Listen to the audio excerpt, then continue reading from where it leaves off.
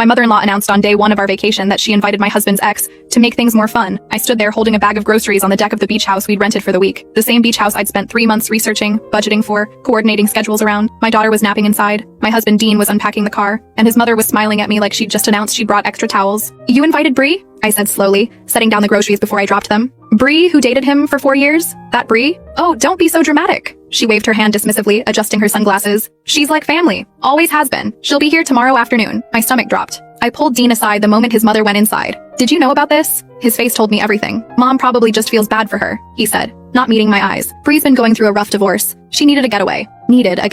I'd been married to this man for 6 years. We had a 3-year-old daughter, and his mother still couldn't let go of the perfect girlfriend who got away. The thing is, I knew this vacation was a setup from the start. My mother-in-law had been making comments for months. Little comparisons that landed like paper cuts. Bree used to make the best apple pie. Bree never minded when we dropped by unannounced. Bree understood that Dean's family always comes first. I'd smile through gritted teeth, change the subject, and swallow the anger. Bree arrived the next day in a white convertible, wearing a sundress that probably cost more than our monthly mortgage. She hugged everyone like she'd never left, like the past 6 years hadn't happened. My mother-in-law actually teared up. "It's been too long, sweetie. You look absolutely amazing." Dean hugged her too. A beat too long. For the next 2 days, I watched them relive every inside joke, every family vacation Bree had attended, every story that started with, "Remember when Bree?" My daughter asked why the pretty lady was at our vacation. "She's an old friend of Daddy's," I said, though friend felt generous. That night, I found them all looking through old photo albums. Photos I'd never seen. Dean and Bree at Christmas. Dean and Bree at his college graduation. Dean and Bree everywhere. By day 3, I had enough. I woke up early, packed my daughter's things quietly, and loaded the car. Dean found me as I was buckling her into her car seat. "Where are you going?" he asked, genuinely confused. "Home," I said. "You can stay here with your real family." I drove 4 hours back to our house.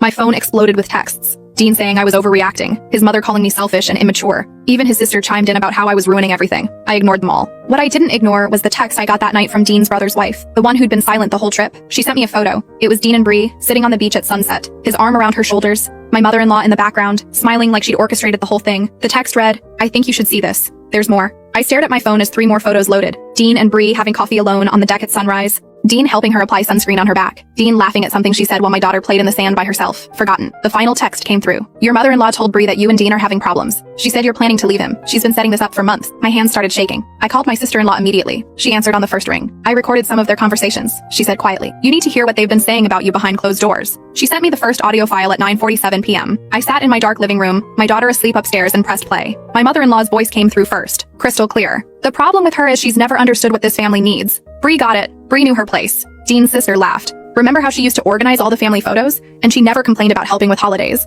"Exactly," my mother-in-law continued. "This one acts like she's doing us a favor just showing up. And the way she parents that child, so strict. Bree would have been the perfect mother." My throat tightened. The recording continued. "I'm telling you, if Dean had just waited another month, Bree would have come back to him. She made a mistake marrying that idiot. Now she's free, and Dean's stuck. Stuck. That's what I was to them. An inconvenient obstacle." The second recording was worse. It was from earlier that day after I'd left. Bree's voice, syrupy sweet. "I really appreciate you inviting me. I know it's awkward." "Nonsense," my mother-in-law said. "You belong here. You've always belonged here. And between you and me, I don't think their marriage is going to last much longer anyway. She's so cold to him, so controlling." "I noticed that," Bree said. "He seems miserable." "He is miserable, but he's loyal to a fault. Someone needs to show him there are other options." Dean's voice cut in. I held my breath. "Mom, that's not fair. She's not that bad." "Not that bad." My husband's rousing defense of me. "Dean, honey, you deserve to be happy," his mother said. "Look at how happy you are right now with Bree here. Look at how natural this feels." Silence. He didn't disagree. "Just keep an open mind," his mother continued. "That's all I'm asking. Keep an open mind about what your life could look like." The recording ended. I sat there for 20 minutes, staring at nothing. Then my sister-in-law called again. "There's more," she said. "But I wanted to make sure you were okay first." "Send them all,"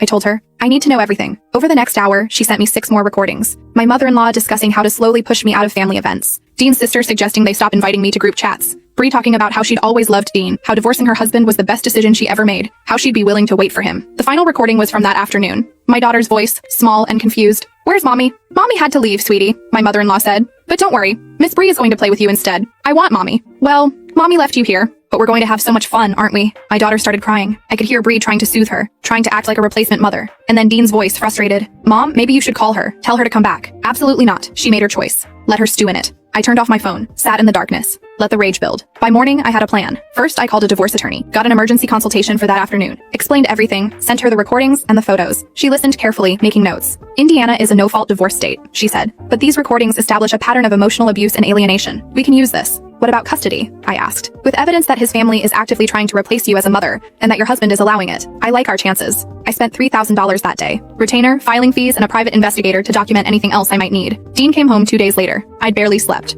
My daughter was at my sister's house. He walked in with his suitcase, looking exhausted. Can we talk about this? He said. Sure, I replied. Let's talk about how your mother told your ex-girlfriend that our marriage is failing. Let's talk about how you let Bree put sunscreen on your back while our daughter played alone. Let's talk about how you told your mother I'm not that bad when she was trashing me. His face went white. How did you— Your brother's wife, I said. The only decent person in your family. She recorded everything. You can't record people without their consent. Indiana is a one-party consent state. I cut him off. She was part of the conversation. It's completely legal. I already checked with my lawyer. Your lawyer? He looked panicked now. You got a lawyer? I filed for divorce this morning. You're being served at work tomorrow. He stood there, mouth opening and closing like a fish. You're overreacting, he finally managed. Nothing happened with Bree. We were just catching up. You let your mother invite your ex-girlfriend on our family vacation without telling me. You let them trash me behind my back. You let Bree play mommy to our daughter while I drove home alone. And your big defense of me was that I'm not that bad. I didn't know what to say, he protested. Mom was being difficult. Your mom is always difficult. And you always choose her over me. He sat down heavily on the couch. So what? That's it? 6 years of marriage and you're just done? I'm not the one who gave up on this marriage, I said quietly. You did that the moment you let Bree walk through that door. The next 3 weeks were brutal. Dean moved in with his parents, which told me everything I needed to know about his priorities. My mother-in-law called me 17 times. I didn't answer. She showed up at my house twice. I called the police the second time and filed for a restraining order. My lawyer was thrilled. This is going to look great in court, she said. Dean's family hired their own attorney, some friend of a friend who went to law school with Dean's father. He tried to intimidate me during our first mediation session, called me hysterical, said I was weaponizing my daughter. My lawyer smiled sweetly and played the recordings. The room went silent. Dean's attorney looked at his notes, then at Dean, then back at his notes. We'd like a recess, he said. During the break, Dean pulled me aside. I didn't know she was planning all that, he said. I swear, I didn't know. But you went along with it. I was trying to keep the peace. You chose their peace over my dignity. She's my mother, and I'm your wife. I was your wife. He looked broken. Part of me felt bad. The part that had loved him for 6 years, that had built a life with him, that had given him a daughter. But that part was smaller now, buried under betrayal and humiliation. Is there anything I can do? He asked. To fix this? You could start by telling your mother she's never seeing our daughter again. I can't do that. Then no, there's nothing you can do. We went back to mediation. His attorney tried to argue for joint custody. My attorney presented evidence of emotional manipulation, parental alienation attempts, and family toxicity. The mediator looked uncomfortable. Mr. Holloway, she said carefully, did you know your mother was recording conversations about replacing your wife as your daughter's mother? She wasn't trying to replace. She told your daughter that her mother had abandoned her, while her mother was 4 hours away. That's textbook parental alienation. Dean shifted in his seat. She was just upset. She was manipulating a 3-year-old child, the mediator said, and you were present when it happened. You didn't stop it. Silence.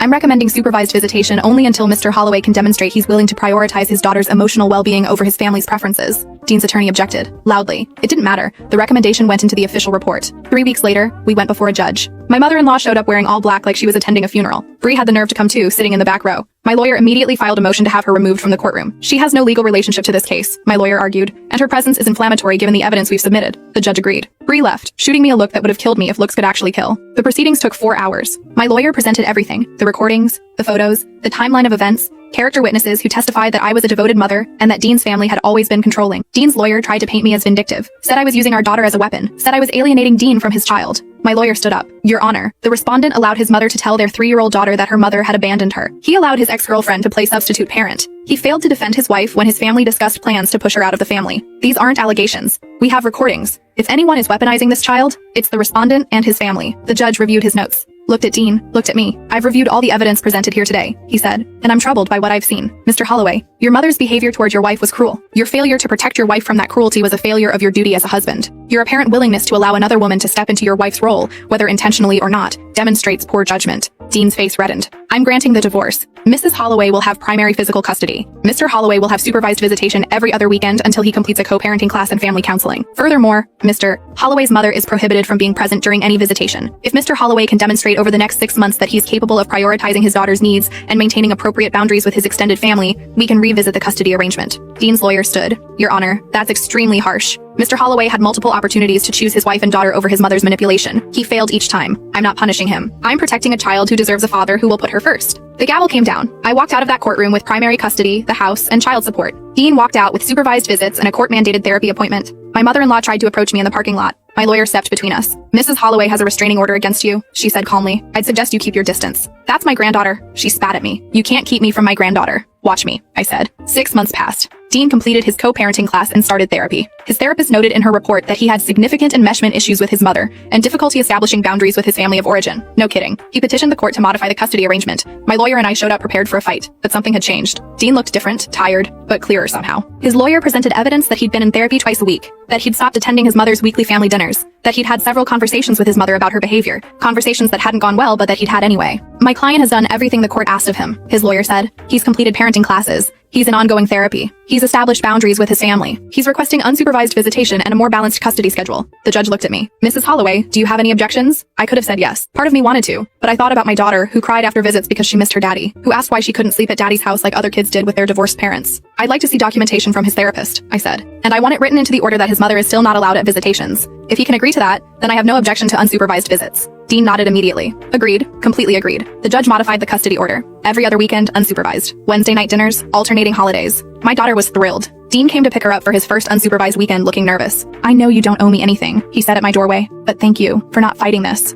I'm not doing this for you, I said. I'm doing it for her. She deserves a relationship with her father. I know. And I'm going to prove I can be the father she deserves. He'd been doing okay for the past year. Our daughter came back from his place happy. He never mentioned his mother, never pushed for me to reconsider the boundaries. He'd moved into his own apartment, a small 2-bedroom 20 minutes away. He'd learned to braid our daughter's hair. He'd learned her bedtime routine. He'd shown up. But I still didn't trust him. Not completely. Then one Friday, he brought her back early. She ran inside to show me a picture she'd drawn, leaving us alone on the porch. My mother showed up at my apartment last week, he said quietly. My whole body tensed. And I didn't let her in. She stood outside my door for 40 minutes, crying and yelling about how I'd chosen you over her, how I'd abandoned my family, how she was the victim in all of this. What did you do? I told her that she'd lost access to her granddaughter because of her own actions, that I'd lost my marriage because I'd enabled those actions, and that if she ever tried to manipulate me into choosing her over my daughter again, she'd lose me too. Then I closed the door and called my therapist. I stared at him. You really said that? I should have said it 6 years ago. I should have said it the moment she invited Bree to that vacation. I should have defended you every single time she made one of those little comments. He looked at his shoes. My therapist helped me see that I was so afraid of my mother's disapproval that I sacrificed everything else. My marriage, my self-respect, almost my daughter. Why are you telling me this? Because you deserve to know that I finally got it. I finally understood what I did to you, what I let them do to you. He met my eyes. I'm not asking for forgiveness. I'm not asking for anything. I just wanted you to know that I see it now. All of it. I didn't know what to say, so I just nodded. He left. I stood on the porch for a while, processing. My sister-in-law, Dean's brother's wife, the one who'd recorded everything, called me that night. Did Dean tell you about the confrontation with his mom? She asked. He did. It was brutal. She called him ungrateful, said he was brainwashed by you and his therapist. His dad tried to intervene, but Dean held firm. He told them both that they needed to respect his boundaries or lose him completely. How do you know all this? Because they called my husband immediately after, trying to get him to talk sense into Dean. My husband told them to back off. It caused a huge fight. We're not going to the family Christmas this year. I'm sorry, I said. Don't be. We should have done this years ago. That family is toxic. They treat their daughters-in-law like servants and their sons like property. I'm glad Dean finally woke up. I just wish it hadn't taken losing you to make it happen. After we hung up, I thought about Dean at 18, starting college, meeting Bree, the perfect girlfriend who never pushed back, never challenged his mother, never asked him to choose. And then I thought about how Bree left him anyway, married someone else, and only came back when her marriage failed. I thought about how I'd been different, how I'd asked questions, set boundaries, expected respect,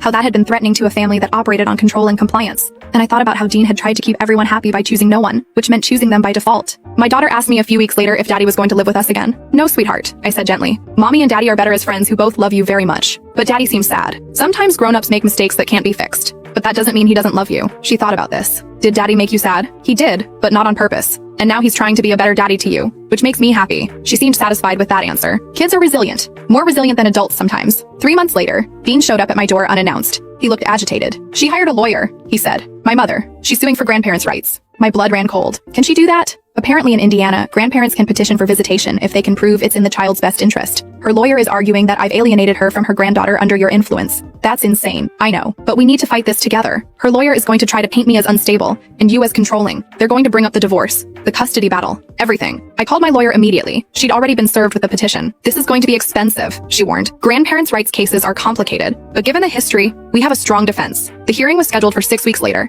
My mother-in-law showed up with her lawyer, her husband, and 3 character witnesses. People from her church who testified about what a devoted grandmother she'd always been. My lawyer called Dean to the stand first. Mr. Holloway, can you describe your mother's behavior during your marriage? Dean took a breath. This was it. The moment of truth. My mother was emotionally manipulative and controlling, he said clearly. She undermined my wife constantly. She invited my ex-girlfriend to a family vacation without telling me, specifically to cause conflict. She recorded conversations designed to push my wife out of the family. And when my wife left that vacation because of how uncomfortable the situation was, my mother told my 3-year-old daughter that her mother had abandoned her. His mother gasped audibly. Her lawyer objected. The judge overruled. Why didn't you stop these behaviors? My lawyer asked. Because I was a coward, Dean said. I was so conditioned to seek my mother's approval that I couldn't see how destructive she was being. It cost me my marriage, and it nearly cost me my relationship with my daughter. My lawyer played the recordings again, all of them. The judge's expression grew more disturbed with each one. When it was his mother's lawyer's turn, he tried to argue that the recordings were taken out of context, that Dean had been brainwashed by me and his therapist, that a child needed her grandmother's influence. My lawyer stood for cross-examination. Mrs. Holloway, in one of these recordings, you told your 3-year-old granddaughter that her mother had left her. Is that correct? I was just upset, she said defensively.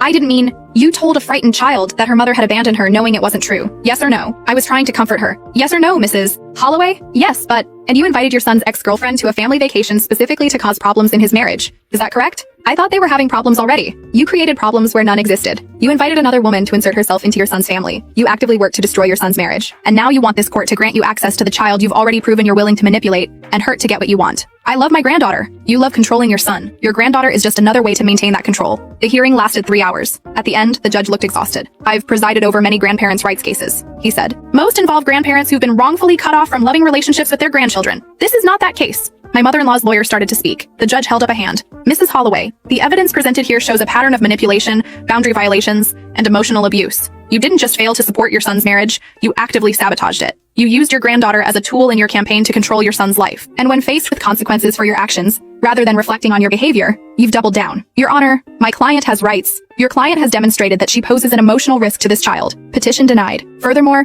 I'm extending the existing restraining order to include any attempts to contact the child through third parties or social media. Mrs. Holloway, if you want a relationship with your granddaughter someday, I suggest you spend some serious time in therapy addressing your behavior. Until then, you're to have no contact. She started crying. Her husband put his arm around her. Her lawyer looked defeated. Dean testified against his own mother to protect our daughter. He'd finally chosen. Outside the courthouse, he looked shell-shocked. I can't believe I just did that. You did the right thing, I said. She's going to disown me. She already did. She just didn't tell you yet. He laughed bitterly. My dad won't even look at me. My sister isn't talking to me. The only person in my family who's still speaking to me is my brother, and that's because his wife made him choose her over them. I'm sorry. Don't be. You tried to tell me for years. I just wasn't ready to listen. He looked at me. I know we're not getting back together. I know I destroyed that. But I want you to know that I'm grateful for showing me what real love looks like, for protecting our daughter when I wouldn't, for being stronger than I was. I felt tears prick my eyes. You're being strong now. That's what matters. Over the next year, Dean continued therapy. He built a life separate from his family, made new friends, started dating someone who seemed nice, though I kept my distance. Our daughter thrived with the new arrangement. My mother-in-law tried 3 more times to circumvent the restraining order. Once through a birthday card sent to my address. Once through a message passed through a mutual acquaintance. Once through a fake social media account that tried to follow my daughter's private Instagram that I'd made for family photos. Each time, I documented it and reported it to the court.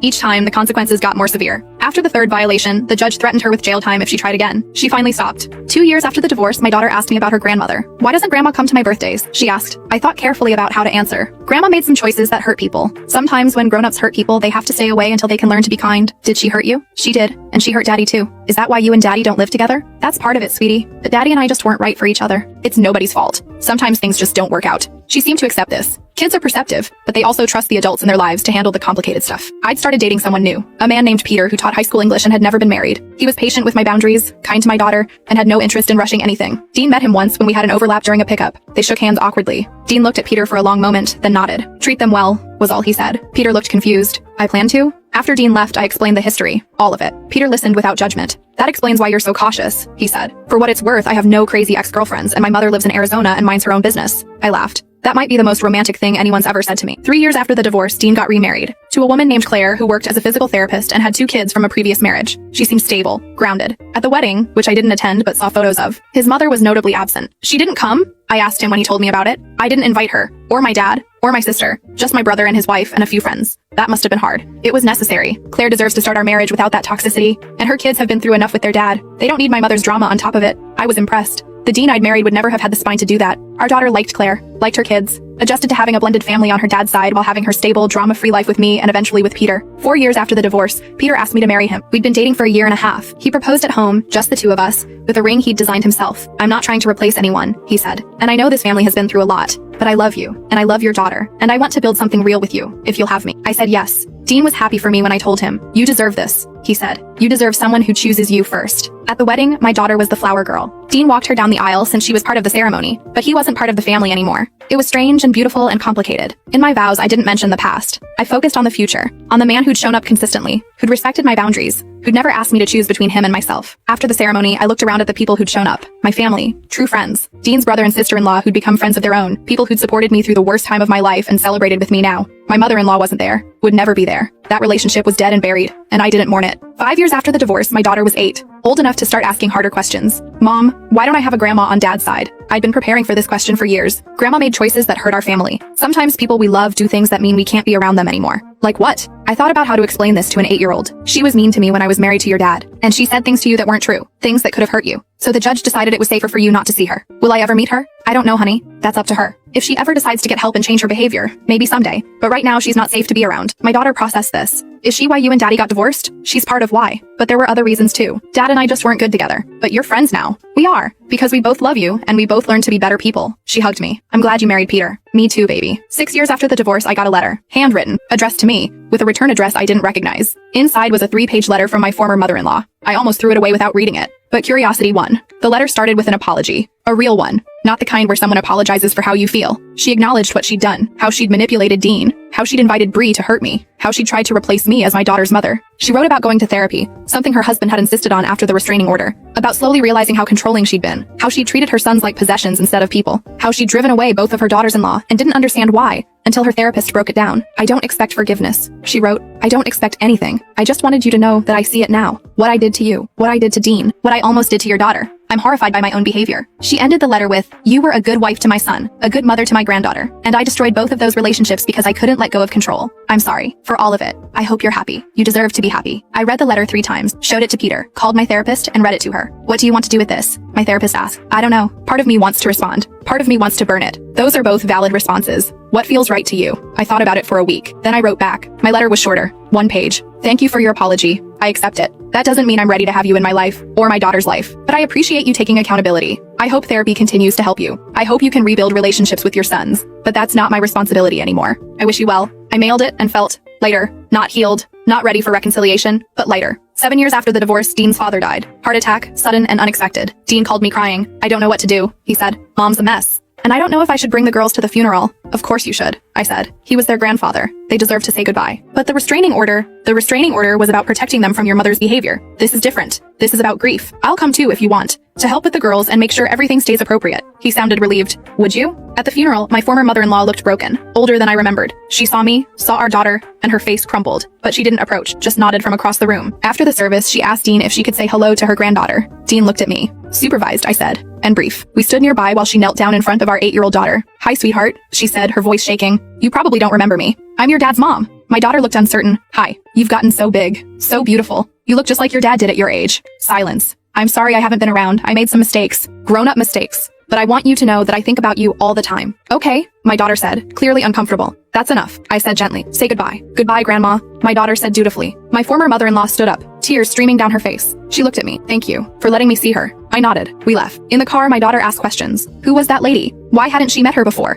Why was she crying? I answered as honestly as I could. She's your dad's mom. You met her when you were very little, but she made choices that meant she couldn't be around you. She's crying because she misses you, and because Grandpa died. Sometimes people cry about more than one thing at once. That seemed to satisfy her. 8 years after the divorce, Claire called me, Dean's new wife. I don't know if this is weird, she said, but I wanted to thank you. For what? For holding Dean accountable, for making him choose. He told me everything, about the vacation, about Bree, about his mother. If you hadn't left, if you hadn't forced him to face what he was doing, he'd still be that person, and I probably would have ended up where you were. I didn't know what to say. He's a good father to your daughter, she continued, and he's a good husband to me, and a good stepfather to my kids. But he wasn't always that person. You made him become that person by refusing to accept anything less. I didn't do it for him, I said. I did it for me, and for my daughter. I know. That's what makes it more powerful. You didn't try to fix him. You just refused to be treated that way anymore. And he had to either change or lose everything. After we hung up, I thought about the woman I'd been 8 years ago. Desperate, hurt, angry, driving home alone while my husband's family played happy on a beach. I thought about how I could have stayed, could have swallowed it, could have spent the next 20 years slowly disappearing. And I thought about how I'd chosen myself instead, how I'd fought for my daughter, how I demanded respect even when it cost me everything. My mother-in-law never tried to circumvent the restraining order again, never showed up unannounced. Sent birthday cards for my daughter through Dean, which I reviewed before deciding whether to give them to her. Usually I did. They were appropriate, kind, short. 9 years after the divorce, my daughter was 10. Double digits. Getting ready for middle school. Mom, she said one night. Can I ask you something? Always. Dad's mom. Grandma.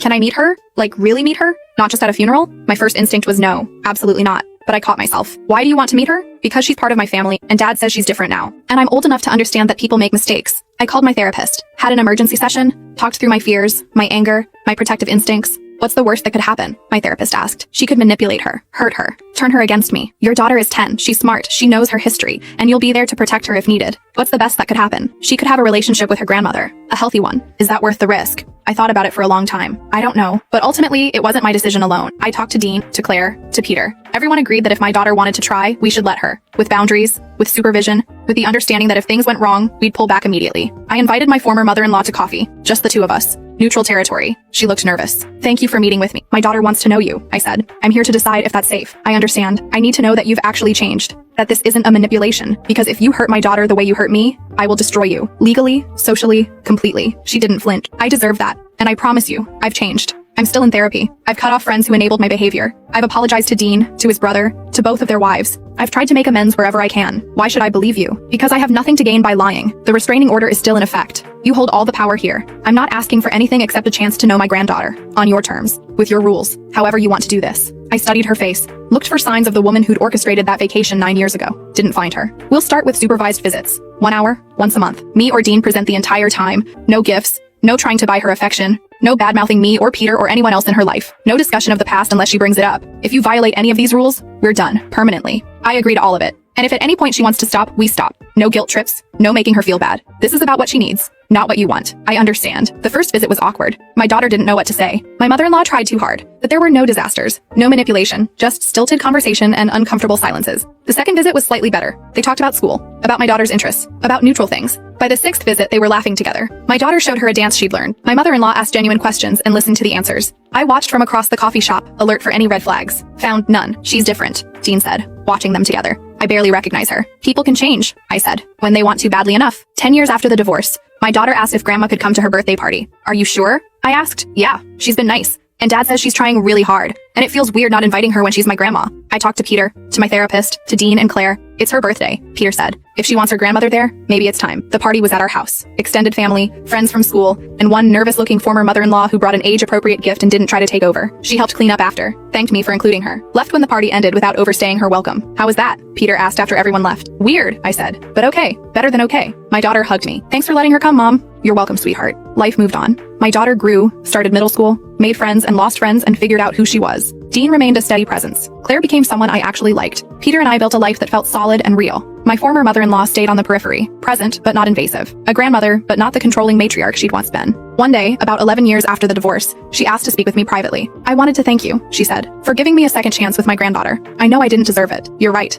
You didn't. I spent so many years believing that love meant control, that being a good mother meant making decisions for my sons, that protecting them meant protecting them from anyone who challenged our family dynamic. I was wrong about all of it. I didn't respond. You were good for Dean, she continued. You challenged him, pushed him to be better. And I hated you for it because it meant I was losing control. I see that now. That's not an excuse. I know, I'm not offering excuses. I'm just trying to explain what I couldn't explain back then. I was threatened by you because you were everything I taught myself not to be. Strong, independent, unwilling to compromise yourself, and instead of admiring that, I tried to destroy it. You almost succeeded. I know, and I'm sorrier than I can ever express. You didn't deserve what I did to you. Your daughter didn't deserve what I tried to do to her. And Dean didn't deserve having to choose between his mother and his family. We sat in silence for a moment. I can't forgive you, I said finally. Not completely. What you did was too cruel, too calculated. I don't expect forgiveness, but I can accept your apology, and I can appreciate that you've done the work to change. That counts for something. She nodded, tears in her eyes. Thank you. That's more than I deserve. 12 years after the divorce, my daughter graduated from middle school. Both of her families showed up. Dean and Claire and her step-siblings. Me and Peter. My parents. Dean's brother and his wife. And yes, her grandmother. We took photos, celebrated together. It wasn't perfect. There was still tension, still history, but it was functional, respectful, good enough. That night, my daughter thanked me. For what? I asked. For protecting me when I was little. Dad told me what happened, what Grandma did, why you left the vacation, all of it. He shouldn't have. I asked him to tell me. I wanted to know, and I wanted to say thank you for being strong enough to leave, for not letting anyone treat you that way. You taught me that I don't have to accept bad treatment just because it's from family. I hugged her tight. That's the most important lesson I could ever teach you. I know. I see how you are with Peter, how he treats you with respect, how you expect respect. It's different from what I see at other people's houses sometimes. Their parents just take whatever treatment comes their way, but not you. You demand better. Everyone should demand better. I will, because you showed me how. Looking back now, 13 years after that vacation, I sometimes wonder what my life would look like if I'd stayed, if I'd swallowed my pride and finished the week, if I'd let Dean's mother keep chipping away at my dignity. I know I wouldn't be married to Peter, wouldn't be this version of myself, wouldn't have taught my daughter that self-respect isn't negotiable. The cost was enormous. A marriage ended. A family fractured. Years of legal battles and therapy and explaining to a small child why her family looked different from other families. But the alternative would have cost more. My sense of self, my dignity, my daughter's understanding of what healthy relationships look like. Sometimes people ask if I regret how I handled things, if I should have tried harder to make it work, and I tell them the truth. I have many regrets, but leaving isn't one of them. Dean and I are cordial now, friendly even. We co-parent effectively. He's become the father our daughter deserves, the husband Claire deserves. But he's not the man I married. That man chose his mother over his wife. This man learned to choose himself, which means he can finally choose his relationships properly. My former mother-in-law will never be my favorite person. I'll never fully trust her. The wounds are too deep, but she's tried. She's changed. And that's worth something. Bree? She got remarried to someone else and moved to California. I saw her at a wedding once, years later. We didn't speak, just acknowledged each other with a nod. I imagine she tells a different version of that vacation story. One where she was just an innocent bystander caught in someone else's drama. Maybe that's true. Maybe she was a pawn in my mother-in-law's game. Or maybe she was a willing participant. I'll never know, and I don't care to find out. The beach house we rented that week burned down 3 years ago. Fire of unknown origin. When Dean told me, we both laughed darkly. Some things deserve to burn. My daughter is 13 now, a teenager, starting to push boundaries and test limits. She's confident, strong-willed, unafraid to speak her mind. Sometimes she fights with me, tells me I'm too strict or too protective or too something. And I smile, because she's brave enough to challenge me. She's not afraid to push back. She won't be the kind of woman who swallows her voice to keep the peace. That vacation 13 years ago changed the trajectory of 3 lives. Mine, Dean's, and our daughter's. I wouldn't wish that week on anyone. The betrayal, the humiliation, the anger, but I also wouldn't undo it, because that week showed me exactly who I was married to, exactly who his family was, exactly what my future would hold if I stayed, and it gave me the courage to demand better, to walk away from a man who couldn't choose me, to fight for my daughter when no one else would, to rebuild my life on my own terms. People tell me I'm strong, that I did the right thing, that they admire how I handled everything, but strength isn't a choice, it's a necessity. I didn't feel strong when I packed my car that morning. I felt broken, humiliated, scared, but I packed anyway. I drove away anyway. I fought back anyway. And somewhere along the way, necessity became strength. This is what I tell my daughter when she asks for advice about boys or friends or complicated situations. You teach people how to treat you. Every time you accept bad treatment, you're teaching them it's okay to treat you that way. So don't accept it. Walk away from people who don't respect you. Set boundaries. Demand better. It will be hard. People will call you dramatic, overreacting, difficult. Let them. Your dignity is worth more than their approval. And someday you'll look back and realize that the hardest choice you made was also the right one. That vacation 13 years ago taught me that lesson. The expensive way. The painful way. But I learned it. And I'll spend the rest of my life making sure my daughter never has to learn it the way I did.